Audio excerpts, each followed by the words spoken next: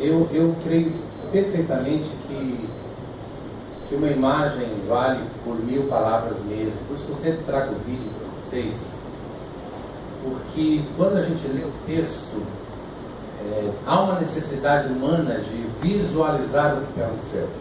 Então passa para a gente, desliga as luzes aqui, fecha por favor aqui para o ar não sair. Vamos lá?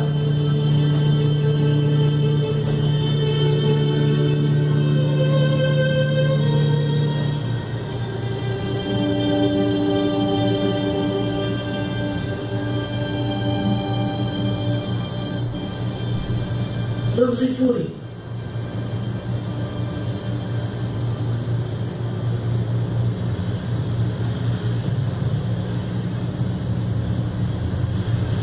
Quando ele vai sumir da massa? Ele disse que precisa namorar.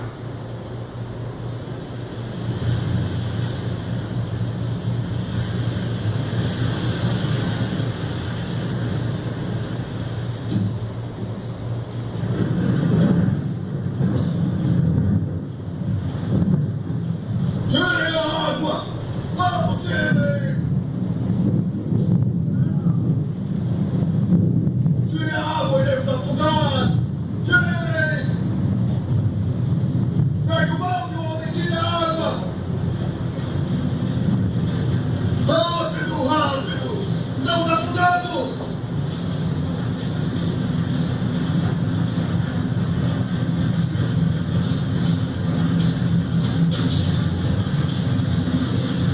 É Jesus. É o fantasma. Não tenham medo, estou aqui. Se é o Senhor, manda-me ir até ti sobre as águas. Então venha! Não faça isso. Está louco.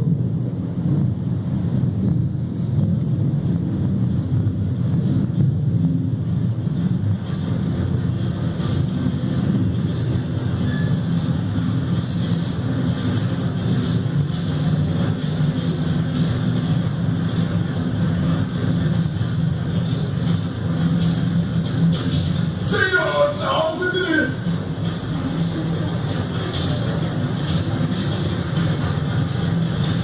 Senhor, salve-me!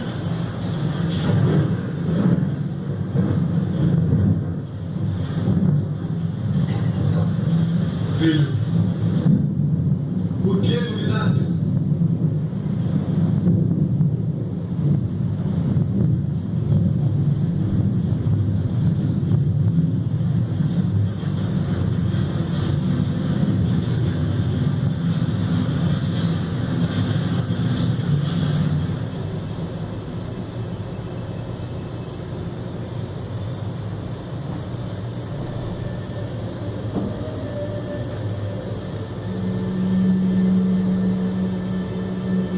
Com certeza, és o Filho de Deus.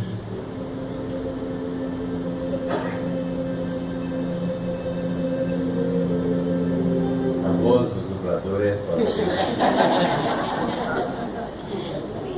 Se eu sou Pedro, eu falo, eu quero morrer afogado, deixa eu morrer afogado. Só para vocês terem uma noção visual do texto que vamos ler. Abre aí, por favor, em Mateus 14. Vamos ficar em pé para a leitura, queridos? Mateus 14, a partir do versículo 22.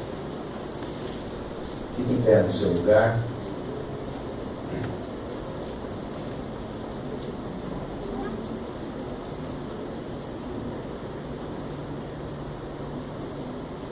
Logo em seguida, Jesus insistiu. Essa palavra insistiu é do grego anankazou. Anankazou, que significa ordenou. Jesus ordenou, ele não apenas pediu. E é importante esse esclarecimento, porque quando Jesus ordena alguma coisa, ele tem um propósito para se cumprir. Então, na sua tradução está insistiu. Tem outra tradução aqui? Ele ordenou. Ordenou, pediu. compeliu. Então, na verdade, traduzindo para o portuguesão, seria esse compeliu, ordenou, insistiu, mas no grego é anankazou, ou seja, deu uma ordem. Acabou. Vocês vão agora para o outro lado do rio. Jesus deu uma ordem com os discípulos para que eles entrassem no barco e fossem adiante dele para o outro lado, enquanto ele despedia a multidão. Essa multidão acabara de ver um milagre acontecendo, que foi a primeira multiplicação dos pães, onde Jesus pega alguns peixes, alguns pães e alimenta aí 5.000 pessoas. Então essa multidão ainda estava aí, e essa multidão, segundo a história, começa a gritar que Jesus Cristo era rei. Queriam proclamar Jesus Cristo como rei. Vai alcançando, vai seguindo esses dados que eu vou dando para você, tá bom? Talvez tire a sua atenção eu falar no meio da leitura, mas se você for um pouquinho mais centrado, você vai conseguir linkar as duas coisas e não se perder. Tendo despedido a multidão, subiu sozinho a um monte para orar. Ao anoitecer, ele estava ali sozinho, mas o barco já estava em considerável distância da terra. Essa considerável distância é mais ou menos 5, no máximo 6 quilômetros de distância da margem, ou de distância de onde ele partiu. E um detalhe importante, eles partiram numa direção e os ventos e a tempestade colocaram eles em outra direção. Vão juntando esses links aí. Fustigado pelas ondas, porque o vento soprava contra ele. Era alta madrugada. Esta alta madrugada aqui, estamos aqui falando de aproximadamente 4 horas da manhã, 5 horas da manhã. O dia estava amanhecendo já, mas ainda havia muita escuridão a ponto deles confundirem Jesus Cristo com um fantasma, tá? Alta madrugada, Jesus dirigiu-se a eles andando sobre o mar. Quando o viram sobre o mar, ficaram aterrorizados e disseram: é um fantasma, e gritaram de medo. Mas Jesus imediatamente lhes disse: coragem, sou eu, não temas. Senhor, disse Pedro, se és mesmo tu, manda-me ir ao teu encontro sobre as águas. Jesus respondeu: venha. Então Pedro saiu do barco, andou sobre as águas e foi na direção de Jesus. Mas quando reparou o vento, quando olhou para o vento, ficou com medo e, começando a afundar, gritou: Senhor, salva-me. Imediatamente Jesus estendeu a mão, o segurou e disse: homem de pequena fé, por que você duvidou? Irmãos, é importante esse detalhe também. Esse homem de pequena fé aí, lá em Mateus 16, ou seja, 2 capítulos à frente, ele é declarado pelo próprio Jesus Cristo como pedra, sobre quem a igreja de Cristo seria colocada. Deus, na pessoa do Senhor Jesus Cristo aqui, coloca a igreja dele sobre um homem que ele acabara de chamar de homem de pequena fé. Ok? Quando entraram no barco, o vento cessou. Então os que estavam no barco o adoraram, dizendo: verdadeiramente tu és o Filho de Deus. A primeira palavra que nós vimos lá é anankazou, ou seja, deu uma ordem. No fechamento do texto, os discípulos dizem: verdadeiramente tu és Filho de Deus. Possivelmente está aí o objetivo ou a ordem que Jesus deu. Esses homens precisavam reconhecer que ele não era apenas um profeta ou um ser de luz ali entre eles, mas era verdadeiramente o Filho de Deus. É uma das teses que nós temos. Pai, fala com a gente agora através da tua palavra, porque se o Senhor não falar, inútil é qualquer capacitação do pregador, conhecimento do pregador, preparação do pregador. É a tua voz que nós queremos ouvir agora. Fala com a gente em nome de Jesus. Amém. Podem se sentar, queridos. E como eu prometi para vocês, uma vez por mês, eu vou trazer uma experiência minha lá na minha sacada.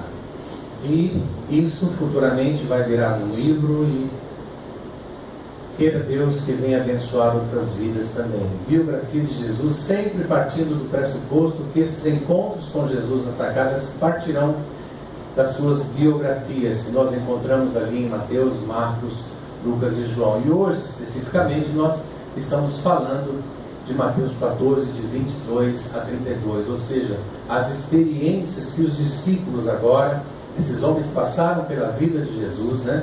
As experiências que esses discípulos, e especialmente Pedro, tiveram com esse encontro de Jesus Cristo. E no texto eu separei algumas palavrinhas para que você pudesse então ser despertado, anancasou, que é uma ordem, não é? E, por favor, dá para vocês irem para o outro lado enquanto eu fico aqui? Não era por favor, é vão, eu estou mandando, né? Algumas palavrinhas que pularam do texto, como coragem, não temas, me manda ir ter contigo, venha. Perceba que Jesus vai mandar Pedro ir. Pedro não foi à toa, ele foi porque Jesus mandou. Isso é muito importante na compreensão do texto hoje, da mensagem hoje.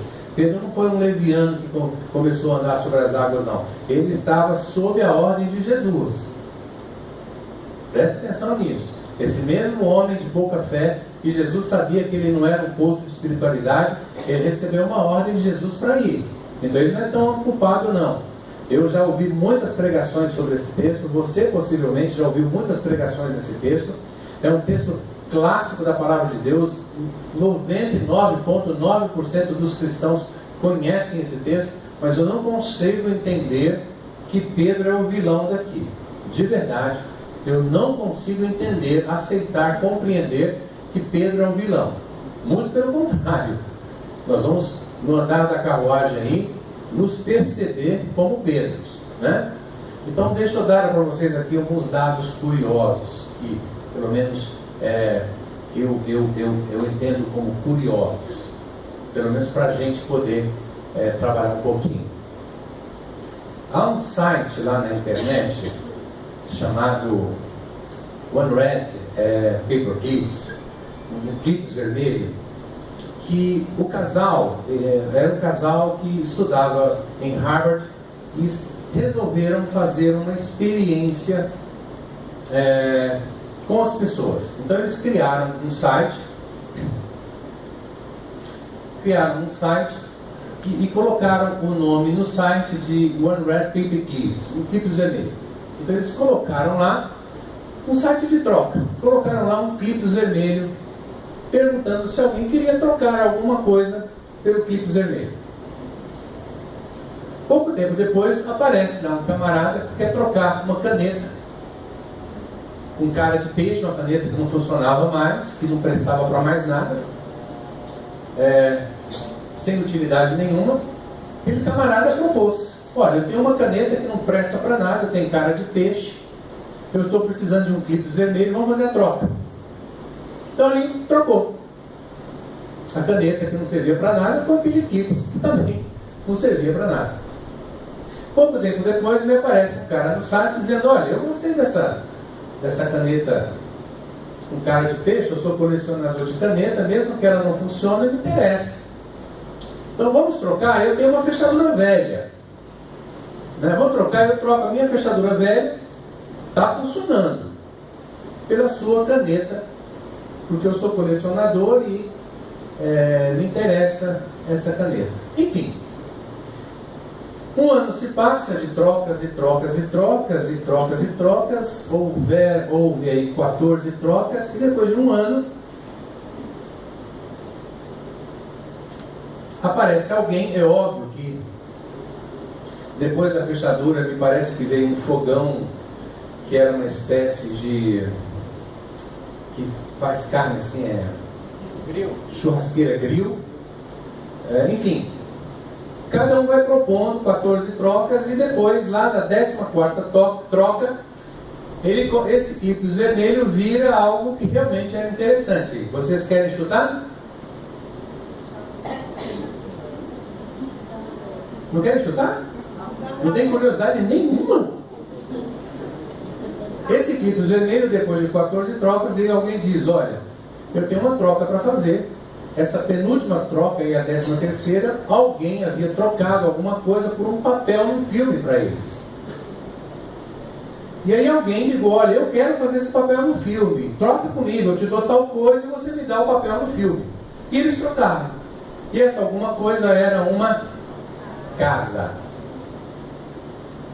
Ou seja, um clipe vermelho, depois de um ano de troca, virou uma casa. É curioso, no mínimo curioso. Eu sei que amanhã todo mundo vai estar entrando, criando um site aí, colocando clipes lá. Aliás, eu tenho alguns aqui, né, que eu trouxe comigo para fazer isso. Mas o fato é que depois de um ano de trocas e trocas e trocas, alguém ligou e disse, eu troco papel no filme, que o meu sonho é fazer um filme, eu troco por uma casa que eu tenho, que eu não uso, está alugado, eu troco. E trocaram. Aquele clipe vermelho acabou virando uma casa lá no final da história, um ano depois. E aí eu pergunto para vocês assim, na opinião de vocês, seria fácil trocar um clipe por uma casa diretamente? Seria fácil? E eu pergunto, quem aqui trocaria um clipe por uma casa? Levante a mão. Eu trocaria. Eu trocaria. Eu não trocaria uma casa por um clipe. Mas o clipe por uma casa eu trocaria a hora que vocês quiserem. Né? Então, esse caminho do clipe para casa é muito complicado. Precisou várias trocas acontecerem para que chegasse a casa. Se você sair por aí com clipes na mão trocando por uma casa, ninguém vai trocar. Né? A menos que seja um doido varrido. Quando eu era criança, o meu sonho era ter um tênis chamado Tala Larga. Quem lembra desse?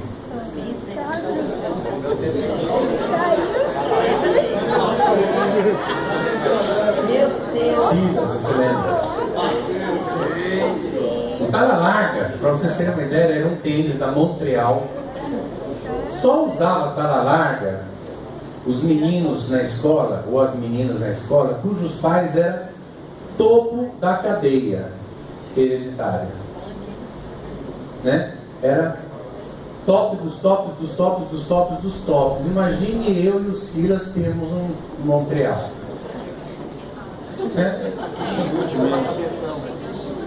Então assim, quando você viu um menino na escola com Montreal, as meninas tudo davam em cima dele, porque o pai dele tinha grana. É isso. E o tênis que a minha mãe podia comprar era um monstro chamado Quixute. Quem lembra do Quixute? Vocês lembram, né? Você lembra, não lembra? E um dia minha mãe foi comprar um Montreal, a minha mãe com o Venâncio, aliás com o Antônio, desculpa, meu outro irmão, foram na Lapa, na rua 12 de outubro, que 12 de outubro era uma espécie de shopping na época, né? É ainda, né? Faz anos que eu não passo por ali. 12 de outubro era um shopping a céu aberto. Minha mãe e o Antônio vão lá na Lapa, na rua 12 de outubro, comprar um Tala Larga para mim e voltam com o Quixute. Porque era muito caro, nem pagar em 12 vezes dava. E voltou com o Quixute, mas foi uma alegria, porque para quem andava descalço, o Quixute é uma festa. O fato é que inocentemente eu fui jogar bola naquela semana e sujou o Quixute na lama e eu fui lavar e eu joguei Cândida para ficar bem pretinho. Eu sei que você não lembra dessa história, né? E aquele tênis que era pretinho, ele ficou tipo malhado, branco, cinza, preto. Como uma coisa assim. E aí a minha mãe era uma mulher, minha mãe era uma psicóloga de formação da vida. E ela chegou para mim e disse, filhinho querido, você não precisa usar esse tênis cheio. Mamãe Harvard, ele acabou de falar. Você não precisa usar esse tênis cheio. Porque eu falei, mãe, eu não quero usar mais. Ela tinha comprado em 12 vezes. Não tinha nem pago ainda a primeira. Ela disse, filho, você não precisa usar esse tênis, mas se você chorar, o seu pé está no sol, no asfalto quente, não é? Eu corto teus pés fora. A gente usou. Né? O problema é que eu cheguei na escola com aquele tênis que eu não sabia se era um Quixute, se Se é uma vaca malhada, se é uma vaca listrada, eu não sei. E aquele menino que era o mais riquinho da escola, chamado Simval, esse cara me encontrou em outubro do ano passado no Facebook. Simval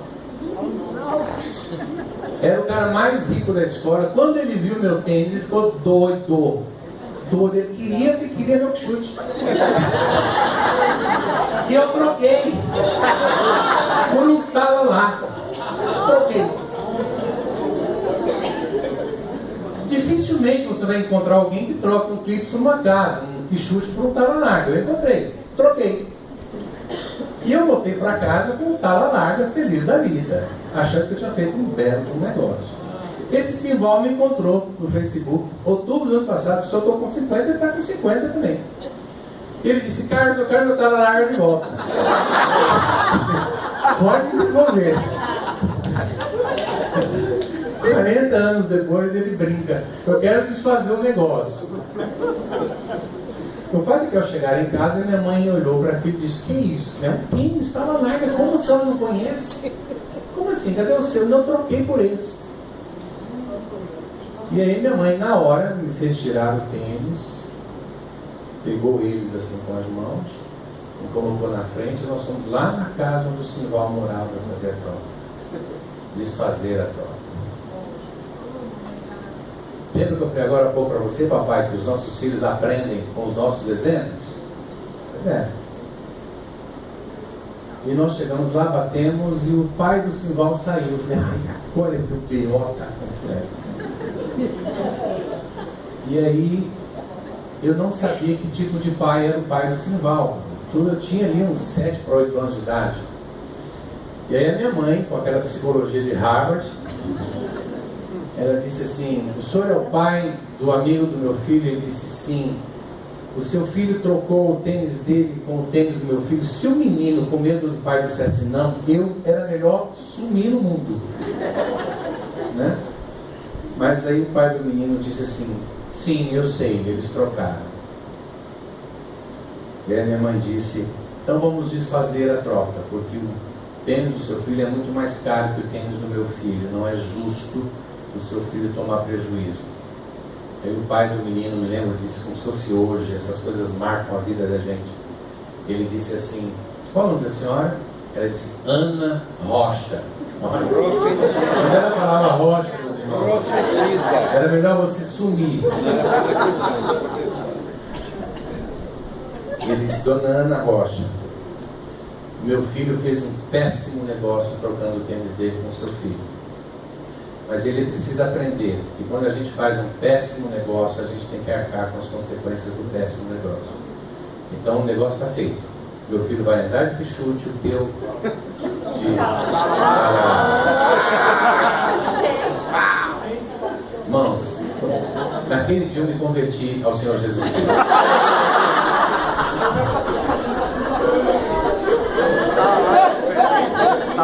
As pessoas me perguntam quando foi a minha conversão. Foi aí. Ali eu vi que Deus existe.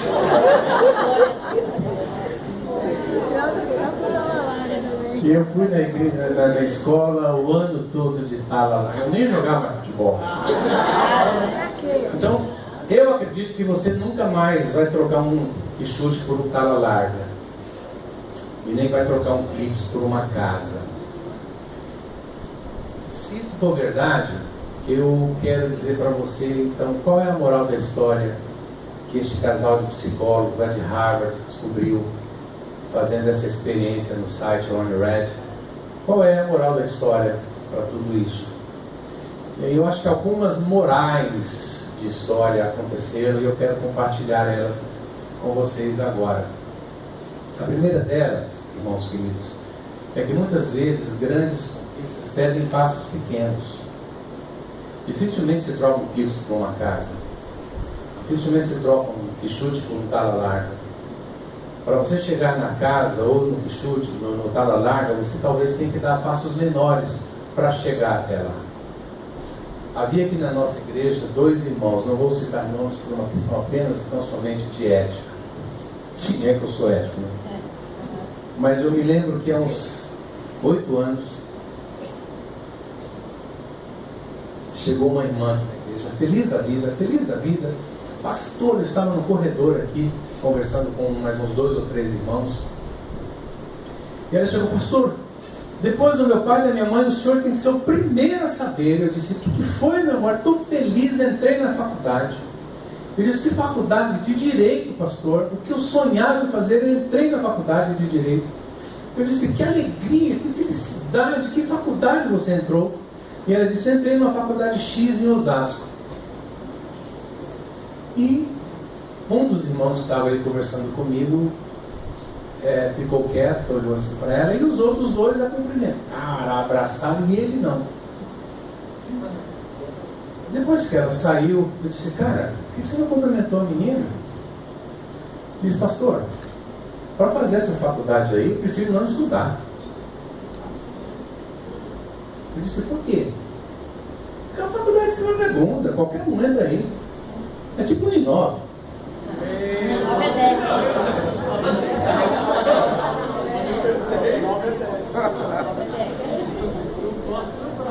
Vocês não gostam que eu falo do Uninove, né? Eu disse: cara, que faculdade você fez? Ele disse: não fiz nenhuma, mas eu quero fazer. Eu quero fazer design na USP. Eu disse: você presta vestibular para a USP? Não presto ainda, mas eu vou prestar. E por que você não tenta fazer uma faculdade menos badalada? E se não for na USP, eu não quero fazer nenhuma mais. Ou eu faço na USP, ou eu não faço em lugar nenhum. Ok. 10 anos depois, essa menina se formou. Ela é advogada de uma empresa em Osasco e tem um consultório de direito de advocacia no centro de Osasco. Ela já fez MBA em outras faculdades mais famosas, e esse menino está desempregado, sem faculdade nenhuma. Até hoje. Moral da história? Moral da história? Qual é a moral da história? Para você dar grandes passos ou grandes conquistas, às vezes você precisa dar passos menores, querido. Vai como um Uninove. Depois você vai para uma faculdade melhor. Eu estudei na Uninove, então eu jogo pedra no meu próprio telhado, né?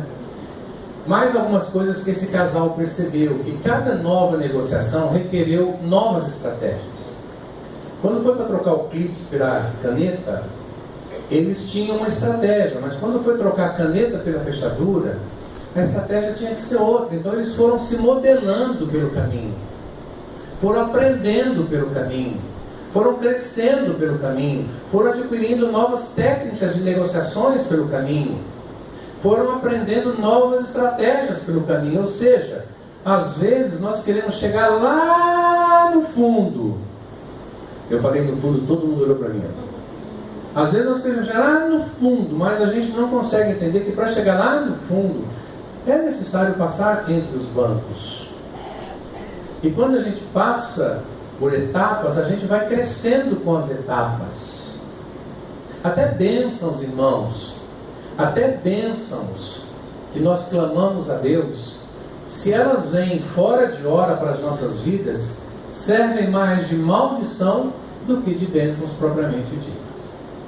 Também eles entenderam que novas aprendizagens a cada negociação traziam muito prazer. A gente acha que prazer é só quando você compra uma coisa muito grande ou consegue uma coisa muito grande. E eles perceberam que não, que transações pequenas com pequenos lucros traziam grandes satisfações também. Ou seja, às vezes a gente não consegue entrar numa USP, mas consegue entrar em algum lugar. Às vezes a gente não consegue o trabalho dos sonhos, mas consegue um trabalho. Às vezes você não compra um carro que você sonha, mas compra um carro. Você não casa com aquela mulher tão bonita, mas casa. Já é alguma coisa, né? Irmã, você não casa com aquele cara tão bonito, mas desencalhou, já é uma grande vantagem. Então vai se melhorando. Às vezes é necessário perder para se ganhar. Eles descobriram isso, que às vezes eles tiveram que pegar um produto até mais caro e trocar por um produto mais barato. E aí a impressão que a gente tem é de que houve perda, mas não. Na concepção deles, Quando você troca um produto mais caro por um produto mais barato, não é perda, desde que este produto seja de maior facilidade em negociações. Então é lucro. Nós temos, e daqui a pouco vocês falam, pastor, o que tem a ver isso com Pedro? Até agora eu estou entendendo, está Pedro nesse troço aí, não está mesmo? Vai atrás de mim aqui. A concepção que nós mesmos temos e a sociedade tem é de que você, se dá um passo para trás, a derrota. Pronto. Você tem um carro novo, bonito, interessante, você vende o carro para pagar a dívida, pronto, você está em pecado, está em desgraça. Não. Nem sempre. Você está no emprego ganhando lá, sei lá, 10 mil reais, 5 mil reais, um emprego que te rouba a saúde, te rouba a família, te rouba a paz, te rouba o tempo. Você deixa tudo aquilo para ir ser surfista. Viver de sol. Aí você fala, esse cara é doido. Não. Você é gerente de multinacionais aqui no centro de São Paulo, no centro do país. Você larga tudo para plantar couve-flor no fundo do quintal, lá no Rio Grande do Sul. Não é perda. Depende de onde você está colocando o teu foco. É na grana, na qualidade de vida. Né? Ou seja, algumas vezes, eu diria até muitas vezes na vida, perder significa ganhar. Muitas vezes na vida, perder significa ganhar. Sinceramente. Em gestão de pessoas, a gente chama isso aí de metas conservadoras. É quando você não arrisca muito. Você troca um clips por um peixe numa caneta usada. Então ninguém perde nada. Só houve uma troca. Isso são metas conservadoras. O mercado diz que são pessoas que não arriscam muito.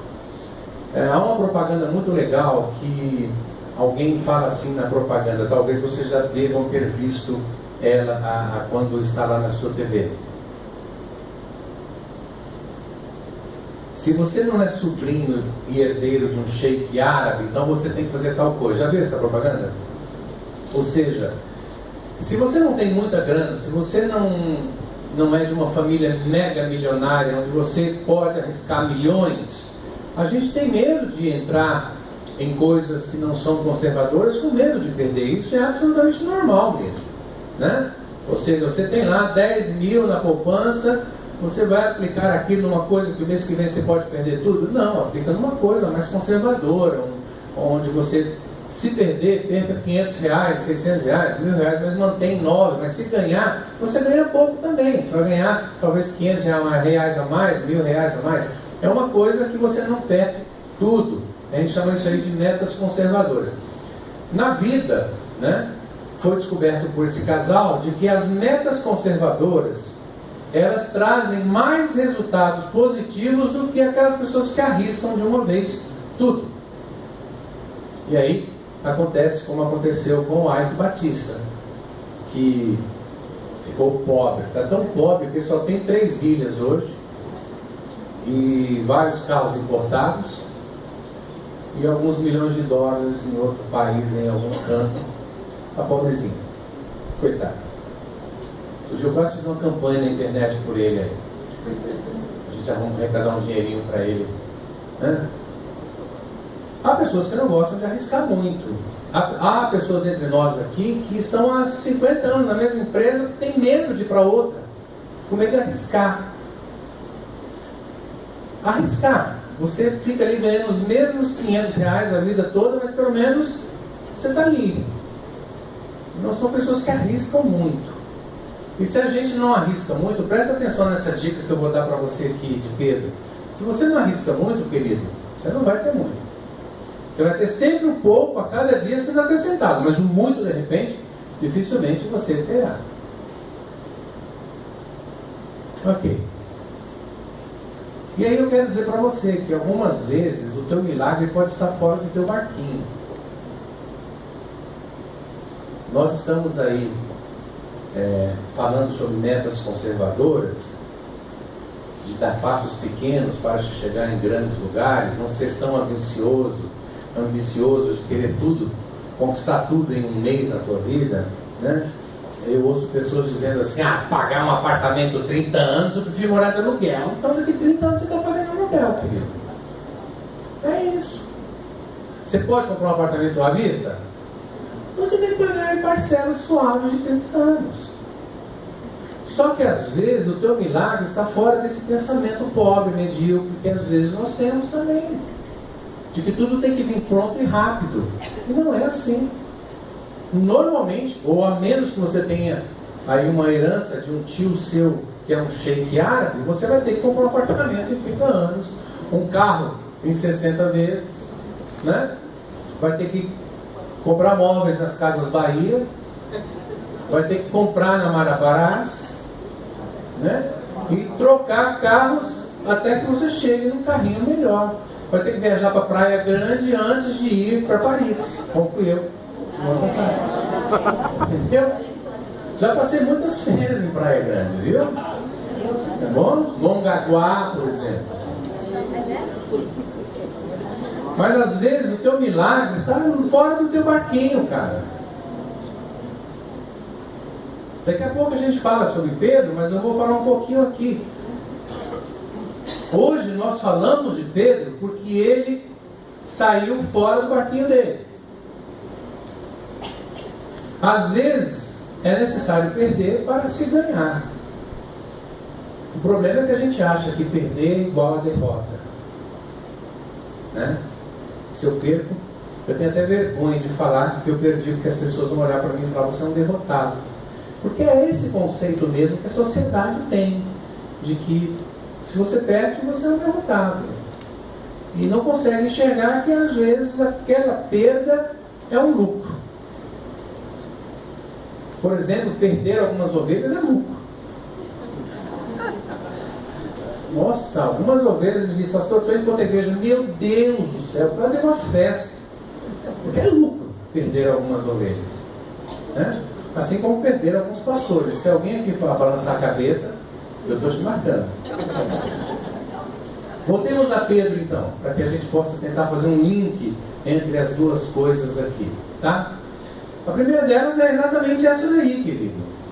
De que o sucesso que nós queremos, e eu não vou entrar, eu sinceramente me recuso a entrar nessa linha de teólogos que descem o Paulo e Pedro, que criticam Pedro, que Pedro afundou, Pedro não teve fé. Eu não me recuso a entrar nessa linha aí. Eu realmente não quero. Porque eu não acho que Pedro fez alguma coisa de errado. E nem acho que Jesus criticou Pedro também. Mas enfim, o teu milagre, aquele que você tanto ora e tanto espera, pode estar fora desse barquinho confortável que você tem. Porque nós gostamos de metas conservadoras, nós gostamos de coisas que não nos façam sentir medos. Nós gostamos de coisas, de metas na vida, nós gostamos de fases da vida que não nos causem nenhum tipo de perda, de medo, mas queremos conquistar.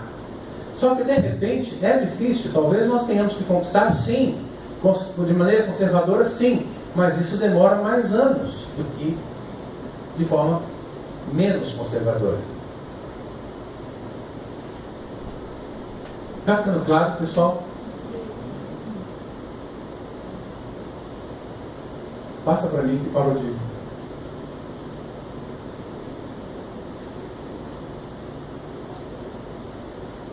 Acho que travou aí, querido. Alguém entrou na frente do... Dá uma verificada para mim. Porque o pessoal ali atrás, eles se alegram tanto com a mensagem que eles relaxam, eles entram na frente do sinal. Não está passando. Né? Vai para o vídeo do slide que eu estava, querida, por favor.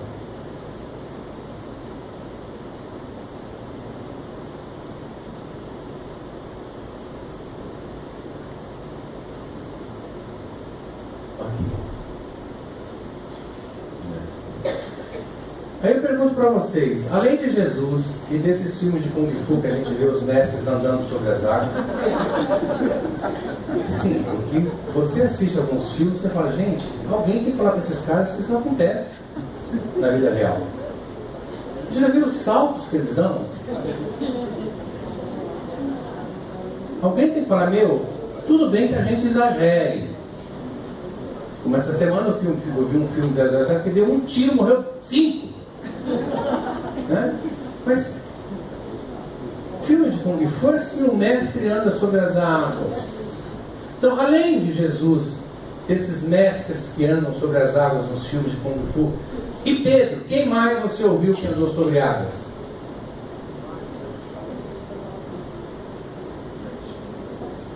Nós estamos falando de Pedro aqui, mas se Pedro não tivesse saído do barquinho dele, nós não estaríamos tendo essa mensagem agora. Ia falar o quê? Que os discípulos estavam no barco e o barco estava sofrendo pelas águas e pelos ventos. Aí Jesus veio andando sobre as águas e entrou no barco e a tempestade se acalmou e Jesus tomou café com os discípulos e chegaram na outra margem do rio. Vamos falar sobre o quê? Está tudo bonitinho. Então, se nós estamos falando sobre Pedro aqui, é porque ele teve a coragem de sair do barquinho dele, de arriscar. Agora eu quero daqui a pouco falar que Pedro não arriscou muito não, ele foi conservador. Porque a ideia que nós temos é de que Pedro entrou no mar bravo e ele poderia morrer. Eu não acredito nisso. E vou dizer por que eu não acredito nisso daqui a pouquinho para vocês. Mas deixa eu falar já um pouquinho enquanto meus slides ali andam. Pedro era um homem do mar. Pedro era pescador. Esse tipo de mar aí, ele tinha enfrentado centenas durante a vida dele. Essas tempestades aí, Pedro conhecia. Eu também não acredito que essa tenha sido a primeira vez que Pedro tenha pulado no mar no meio de uma tempestade. Ele conhecia esse riscado aí. Era a profissão dele isso. Talvez os outros tenham ficado em pânico porque os outros não eram, possivelmente, pescadores como Pedro. Não estavam acostumados com esses ventos, com esses mares agitados, mas Pedro não, aquilo para ele era quintal de casa, como o pessoal diz hoje. Então era simplesmente pular no mar. Outra coisa, Pedro possivelmente era um nadador. Um pescador precisa ser um nadador, porque o mar é traidor. Então, o que Pedro arriscou? Eu vou pular no mar. Se eu afundar, eu nado para o barco de novo. Se fosse alguém menos experiente, que não soubesse nadar, jamais pularia naquele troço. Mas Pedro não, eu estou falando de Pedro, pescador, Simão Pedro. Um homem que conhecia redes. Um homem que, em momentos antes aqui das biografias de Jesus manda Pedro pescar e fala, eu quero que você pesque, Pedro, de anzol, criatura. Mas eu quero pescar de... Não tem nada de rede não. É anzol, meu irmão. Você vai pescar de anzol. E Pedro não entende por quê. E aí Jesus fala, porque eu quero que você cresça e pense enquanto você está ali pescando. Então Pedro conhecia esse mar, gente. Numa boa. Não acho que tenha sido... Pedro entrou no mar e o mar estava bravo e Pedro não sabia o que fazer. Não. Tanto é que ele não afundou. Ele pulou, afundou, mas ficou ali boiando para Jesus estender a mão para ele. Se fosse uma pedra, teria o quê? Afundado. Ok, eu respeito pastores que pensam diferente de mim, que entendem que Pedro fez aí um grande negócio. Eu acho que ele foi conservador. Eu conheço o mar, sou pescador. Se eu começar a me afundar, eu nado e volto para o barco. Pronto. Esses ventos eu conheço. Essa tempestade era comum na região. O que não era comum era o vento. Esse vento veio por trás, pegou todo mundo de surpresa. Mas a tempestade era absolutamente comum nessa região, nesse mar, nesse horário. Nada de novidade. E Jesus anancasou. Jesus ordena que eles Saia daquele lugar seguro e vá para o meio desse mar, para o meio dessa tempestade. Jesus tem um objetivo, Jesus tem um porquê fazer isso. Ele jamais, olha irmãos, presta atenção no que eu vou te falar aqui. Jesus jamais te coloca numa situação que Ele não possa te tirar dela. Pode crer nisso. Você não. Você se coloca em situações mil que você não tem a menor ideia como sair. Mas Jesus Cristo não. Ele jamais te colocará numa situação onde Ele não possa te tirar dela. Portanto, cuidado quando você falar, foi Jesus que me colocou aqui. Cuidado. De repente Jesus fala, eu não tenho nada a ver com isso, cara. Você se colocou, você se vira. É problema teu. Pedro conhecia o mar. Pedro conhecia aquele mar. Não é só Pedro conhecia o mar. Pedro conhecia aquele mar. E Pedro conhecia Jesus Cristo. Irmãos queridos, pouco tempo antes, esses mesmos caras estavam nesse mesmo mar, nesse mesmo vento com Jesus. A única diferença é que Jesus estava lá dentro dormindo. Agora Jesus veio andando por fora. Mas na vez anterior Jesus estava lá roncando. Então Pedro conhecia o potencial de Jesus. Na vez anterior os discípulos disseram assim: quem é este que até o e o mar lhe obedecem? Pouco tempo depois Jesus vem por fora. Então não era nada estranho ali. Pedro conhecia os ventos, Pedro conhecia aquele mar, Pedro era pescador e ele conhecia o potencial de Jesus. Eu estou vendo aí metas conservadoras.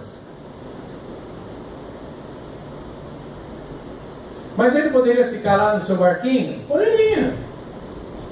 Se ele ficasse lá bonitinho, nós não teríamos o que pregar nessa noite para vocês, porque ninguém teria andado sobre as águas. Portanto, eu não vou criticar Pedro. E eu pergunto para vocês, qual o nome dos outros discípulos que estavam no barco?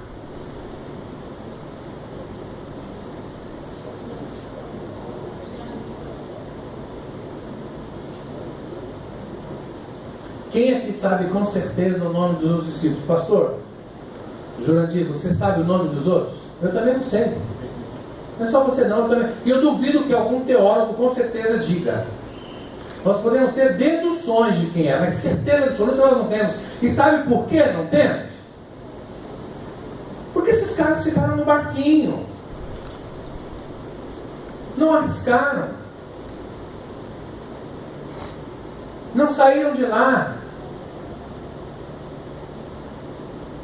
E se não saíram da mesmice, se não saíram do lugar confortável, nem o nome deles interessa para a Bíblia.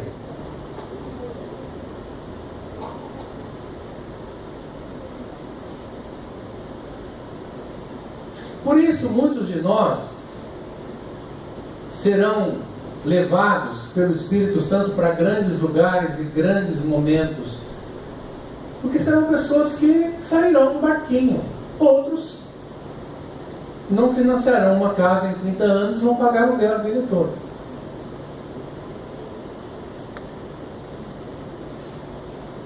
E daqui 50 anos vão encontrar alguns de fusquinha e outros com carro zero, porque os de fusquinha disseram assim: eu vou pagar um carro 36 vezes. Não, não paga, querido. Paga não. Continua com a bicicleta.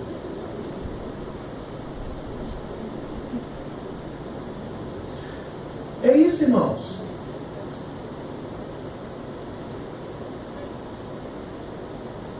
E aí a gente fica orando para Deus abençoar a gente na faculdade, no Enem, abençoando lá na prova da Uninove. Não, no nosso não nem orar, fica tranquilo. Não precisa nem orar, não. O nosso fica tranquilo, relaxa, pode ir fazer a prova. Eu te garanto que você passa. Porque lá na Uninove, o sistema de seleção deles é diferente das outras faculdades. Lá, o curso seleciona a pessoa. Lá no Uninove é essa a ideia. Por isso eu brinco com o Uninove, né? Que lá é o curso que seleciona a pessoa. Ou seja, depois de 2 anos, você não consegue acompanhar o curso. Se você não tiver nível, você não consegue acompanhar. Então você desiste. Só que em 2 anos a Uninove ganhou bastante. Isso aqui está sendo gravado, eu vou ser processado pela Uninove. Não tem problema não. Não tem problema não. A grande verdade é essa. Às vezes nós temos tantos logismos nossos, tantas lógicas nossas, tantas concepções nossas. Irmãos queridos, eu conheço pessoas, inclusive na nossa igreja, também na nossa igreja, que no passado rasgava dinheiro aqui, era arrogante. Eu ouvi de irmãos que não vinham nos nossos cultos porque era muito simples o lugar, porque ele tinha grana, tinha 12, 15 cartões de créditos. E hoje eu encontro com essas pessoas, ou vejo essas pessoas, algumas até congregam aqui. Eu olho e digo, cara, como Deus te quebrou. Como Deus te quebrou.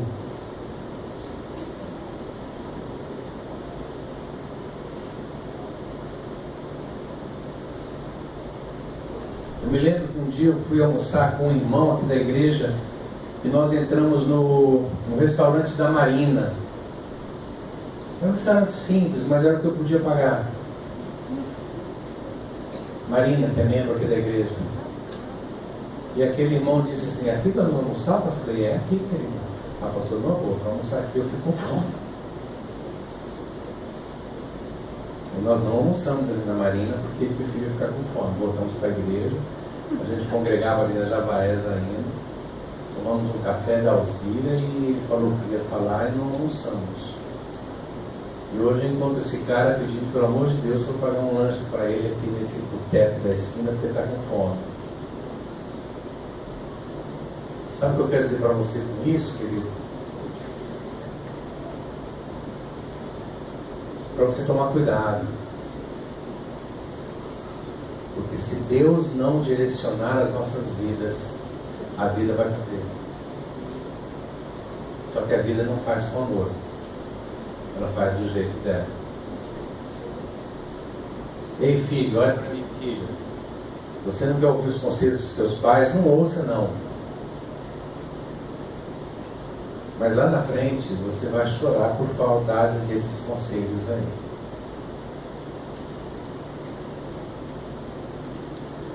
E aí eu pergunto, por que nós criticamos tanto Pedro que afundou? Pastor Jurandir, eu ouço pastores dizendo, Pedro era um covarde, afundou, não creu. Irmãos, numa boa, eu não consigo enxergar isso. Numa boa, eu prefiro afundar, contudo, andar mesmo que seja alguns metros sobre a água. De verdade. Eu prefiro afundar depois, a ponto de Jesus ter que pegar 3 metros debaixo d'água.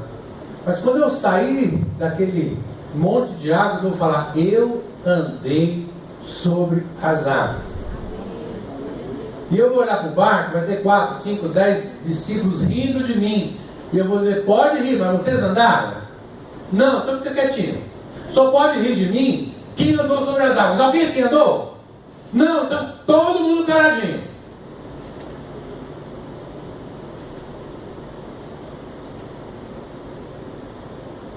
Concorda?